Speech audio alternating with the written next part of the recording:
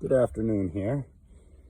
We're at 36 Fairbanks Road, or more correctly, where I live. And I just wanted to run through my front landscape here for a number of reasons, just so that we can look at some of the plant material here. But also, it turns out that when we look at agricultural products and stuff like that, landscape and nursery products is the #1 category of agriculture we do here in New Hampshire. So, looking at what we've got going on at my front entrance, you can see we've got a pot of hops growing. They're hopefully going to grow up that string there and start to cascade over the front, hanging down, along with one that's been planted in the ground. Main plant in this bed is a witch hazel. It's starting to leaf out now. It's already bloomed. That's the beauty of witch hazels. They bloom kind of in the February, March area. This one is with some, it's called Helena, and so it's got kind of orangey yellow flowers, kind of making up the backdrop here, kind of hidden in. So we've got a couple of sheep's laurel, Calmia latifolia. Those are native to around here. Matter of fact, plucked straight out of the woods. We've got a little clematis that we've got climbing up our post that goes along with our candle lantern.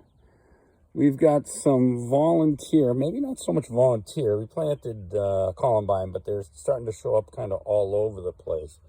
And you can see this one's getting ready to bud out with some flowers.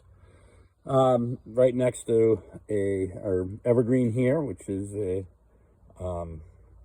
Andromeda. This one's called Mountain Fire, as the new foliage that comes out is bright red. Corner kind of set off by a couple of a stilby. Again, some more volunteer columbine and some violets that have making their way in. There's the bell-like flowers of the Andromeda. All right, working our way around. We planted some purple sage last fall, just starting to revive into life. We also got some winterberry here. I think this stuff came along with the wild blueberries that are right next to it. I harvested out of the woods. At some point, this is going to fill in and be all blueberries. We've got them starting to volunteer their way into the walkway. Getting ready to sprout or to flower here is Fothagilia, also known as bottle brush. And this one is a sport off of blue airy, so the leaves are a little bit bluish. We've got some bishopswort to kind of show off the corner here. We used a whole bunch of fieldstone. They tend to be uneven for the pathway here. I'm going to spin around so you can see as it goes to the driveway. Not super even here with pea stone in between, but we don't really use the front door. It's more of a visual thing, and so the fieldstone works pretty well for that. Some more of the winterberry. We've got a Candycyparis, evergreen. I can't remember exactly the name of this, but we went with the green one. I'm not a big fan of the gold. Here we've got some regular evergreen azaleas. These ones are pinkish. Can't remember whether or not this is Tiarella or the cross with Tiarella. With the variegated foliage, we've got some red with green here, and you can see the spikes just about to come up. Got some lady's mantle to kind of fill in this area here. I'm a big fan of lady's mantle. My wife doesn't like it nearly as much because the flowers aren't very showy. They tend to be yellow. But I like the foliage and the texture and the way that it can play off other plants. Got some Nova Zembla rhododendrons. These are the ones that are mostly red. I wouldn't call it deep red. They've got a slight pink tinge to them, but if you've ever been driving along and you see red rhododendrons, probably these ones. This is a Milky Way Coosa dogwood.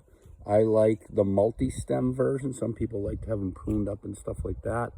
You can see that it's just leafing out, and in front of it we've got a number of, these are one of the taller varieties of the stilbies that are pink.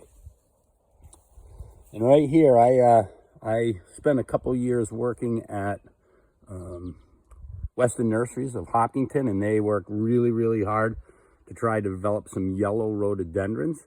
This is one of them. I do not remember the name at this point. And this thing, I haven't worked there in, almost 30 years maybe. And this thing has traveled with me along the way.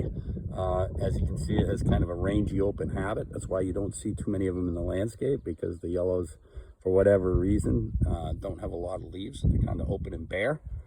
Not necessarily what people want right up around in front of their house.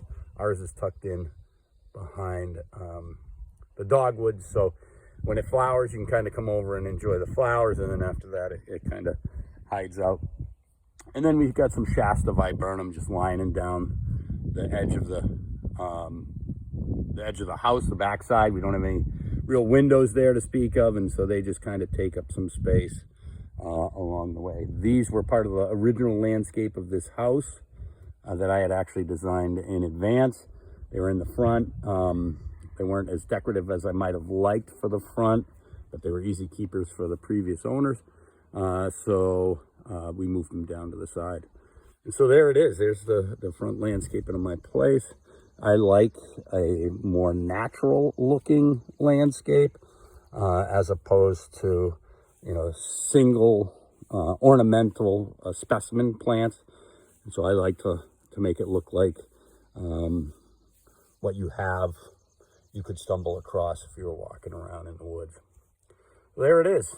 Like I said, New Hampshire's #1 agricultural product, being landscape and nursery material and services. And full display here, the Smith residence.